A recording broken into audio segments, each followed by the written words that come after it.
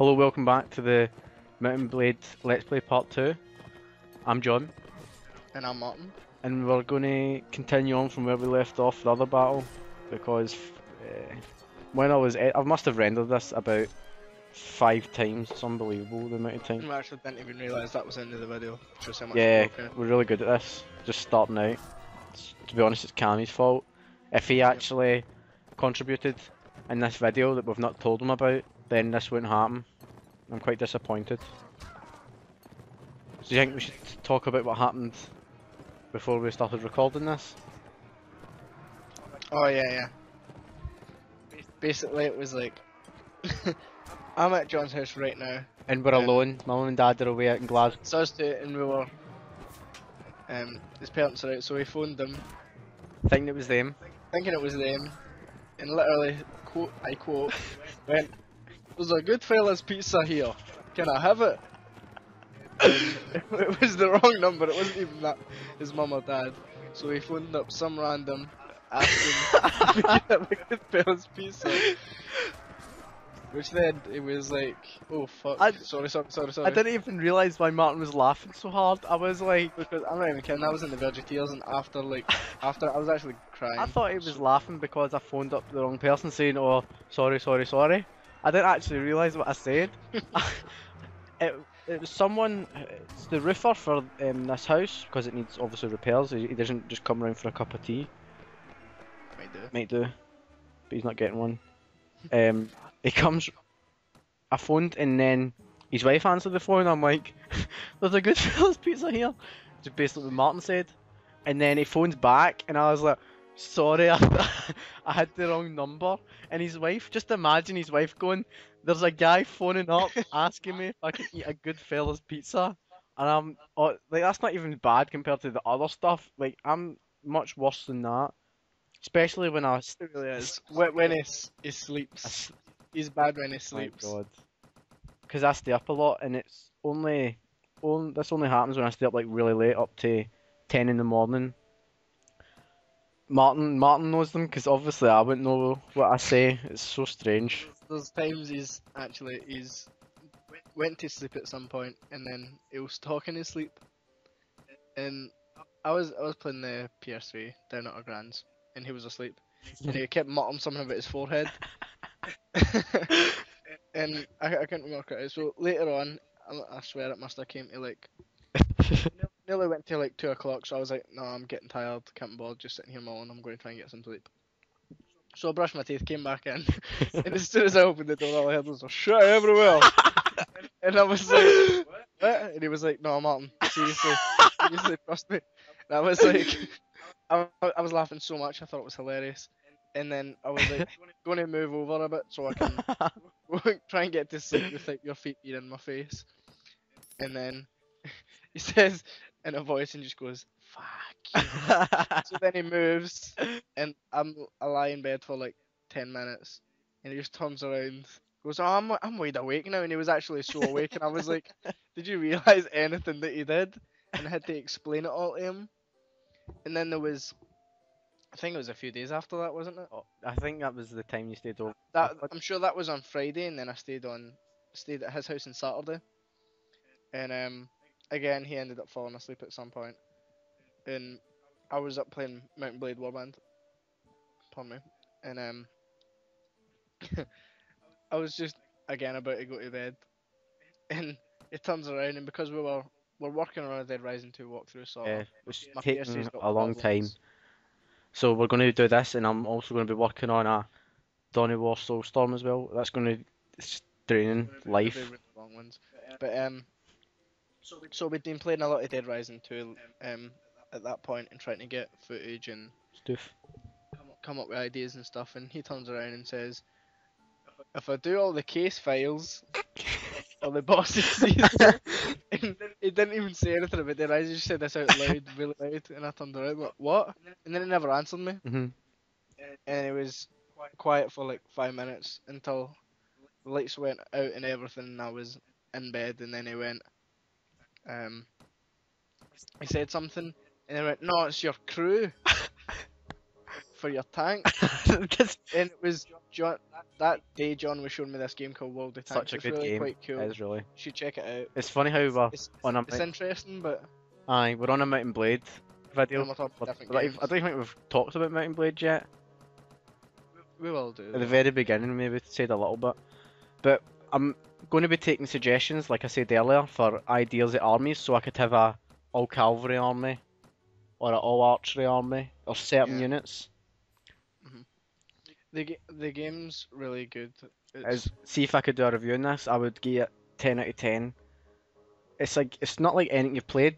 I couldn't name a game that's like this except from Mountain Blade, the original. It's strange that it's not well known. I mean, I had to thank Callum, my other friend, because I have other friends, by the way. I know it's strange, but I only have one friend. But you know, it's nothing I like to talk about. no, it's really interesting because as you see now, it's like the inventories. And you always need to stock up on food for your guys, and you have to pay them weekly wages and stuff. I mean, there's a kind of downside to having the Nord Tuscaro army and the Nord veterans, is they're so expensive. See my upkeep? They destroy everything though, seriously. Using like Nord Tuscaros compared to Nord recruits will be night and day. Like, I wouldn't even leave without at least 40 Nord Tuscaros because the infantry's just insanely good. See, I actually feel safe. See, if an enemy comes at me with 300 troops, I feel safe with my 100 troops, Nord Tuscaros and Nord veterans. I think it's actually surprising because, like you were saying, depending on how you use formation with your armies and stuff, and how well you can actually play the game, you can take out some sizey armies with little people. It's such I wouldn't even know what they call this. It's an RTS, real-time strategy, obviously. Because I mean, just the first time I played it, it reminded me of Oblivion, but it only reminded me of it playing as if you were playing Oblivion. Was the character gear and stuff? But then it's so different. As soon as you get in battle, you're like, fighting on the hills is so much better. Close formations, you can do loads of stuff. You can hotkey certain units to different buttons. So like F1 one F1 tells your infantry what they do. 2 controls your archers, and 3 controls your as you're doing right now. cavalry. Yeah, because holding the high ground can mean win or losing. And especially with the Nord Tuscaros, I don't know, and the Nord veterans, I don't know if you know this, but they have javelins and axes. And they just keep throwing them. Well, basically, they're absolutely amazing. Keep them in a line and see as soon as cavalry charge, because usually cavalry have thin shields, like they're kites, aren't they? Usually the enemy's ones. Yeah. So I've seen guys. Quite little protection compared to how big the Nord Tuscaro shields are, because they're ridiculous. I've seen guys where it's a whole line infantry charge, and just because they've thrown axes, you've seen them get like implanted in the middle of their head. It's absolutely insane how good. Look, as you can see, they're throwing it down, and the kills are just raking up, man. And even because, as you see, like the enemies, if you like, the Vagars, is it Vagars? Yeah, I'm fighting the Vagars now. Yeah, well, they're quite spread out in comparison. Sorry. You like how you've like put your guys right together. Yeah, and formation. the way they were walking like in a strange way, and it allowed my troops to like get on the top of the hill and get in a straight line, and they were so compact that if cavalry did charge, they wouldn't even get through the first line. They'd be stuck, and then they would just die. Which, I mean, the AI is good in this game. It's actually a lot challenging. But it can be a little straight. Something. I mean, it's not a well-known game. I don't know why. It's so strange. It's like, how can Call of Duty Modern Warfare be such a well-known game? I mean, Call of Duty 4 is good, but Modern Warfare 2 is utter crap. I think they really started going downhill after. Yeah, this is just weird. This podcast is this talk's going absolutely everywhere. I think we've talked about Mountain Blade, then it was experiences of my specialness, then it was Yellow Bus. Just strange, honestly. But just how games like that shouldn't have much playability can get so popular in games like this that has. I don't think I've ever played a game that has as much playability as this, because no matter what. Back to earlier point about the playability. you can either become a vassal, which then leads up to so much opportunities, such as a marshal. I mean, you've not played as much as me, Martin, haven't you not? Because you don't have the game, and you're waiting to get a better computer to play it. Which, for this game, it's actually, for the gameplay, it's not that demanding. I mean, I've got the battle on such a large scale now that it looks quite demanding, but because I changed the information and stuff to get it this large, I think I can have about 400 people on the screen fighting or something like that, I'm not sure. But yeah, so much playability. Once you become a vassal, you can... What the fuck has happened here? As you can see, I was talking to you about this earlier, Martin. I somehow got 47,000. I'm sure earlier I had 3,000. I was like, damn, I need money. And out of nowhere, 47,000. I can't remember what's the currency. It's dinars? Dinars or something like that. Dinars or dinars. Yeah, out of nowhere, and I was like, result. Because my army's like, I think, over 2,000 per turn they keep because I've got such a large army. And I was like doing little micromanagement things with my army so that they couldn't escape this party. Just stuff like that. And really, even maintaining soldiers and keeping them kind of up to Yes. gear is so expensive. Because not only do you need to buy food for yourself, but You have to keep them equipped and stuff, especially for hero heroes. units, yeah. Your hero units, you can... I mean, because I'm starting a kingdom, I thought I would level up my heroes a little bit. Just to give, obviously, the playthrough better video entertainment, because it'd be pretty boring, trust me, at the start. I mean, I think on my save, I took so long to actually even decide to give them items because they were still going about with the worst spears in the game and weapons that probably weren't really relevant to what they should even be doing. And they'd have the worst clothes in the game. Half of them didn't even have shoes. Or horses. Which, once you get much later into the game and you have the heroes fully equipped, that's when you should start a kingdom. I mean, I think I've not done it right. I mean, my guys are pretty unequipped, I'd say, but I thought I may as well start because it would have took ages.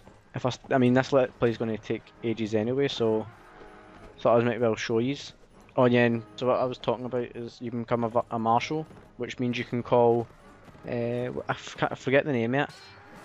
You can call campaigns, but basically see if I was a vassal and then I got promoted to a marshal. Say I was a marshal in the Nords, I could call a campaign and all the Nords would come to me. Like that when they were taking over the castle and they needed help. They called. That's what happens if you're just a vassal of the realm. They'll call you for campaigns, but once you become a marshal, you can really choose where you want to fight. And even actually, the playability is ridiculous because there's quests in the game which we haven't mentioned. Quests. And Unbelievable, there's man. all different ones. Like, say if you go to Nod specifically, because that's what I played, and you talk to some of the guys, and they're all different kind of. Would it be emperors? They're all different. Like, yeah, they're Jarls. They're all called Jarls. Yeah. Every one of them are They're called all Jarls. lords though. Yeah, lords. They're all like lords and stuff, and they can give you tasks to do and stuff, and they can be like, alright, here, take 5 Nord recruits and Train them up. train them up to be Hiscaros or... Aye, and then you not only get experience for your troops, but you also get cash, which helps out. And then, as I'm playing now, as a lord, like this is my own kingdom, so I can have vassals. This is a tip that I don't know if much people know. If you're at war with a faction, you should never ever sell them their generals or leaders or anything back, because they'll use them to come back and harass you more with even bigger armies. This was me because I lost all my companions, just buying them back. I must have spent at least 20 grand just to get my heroes back, but it's so worth it. And be sure to check back for part 3.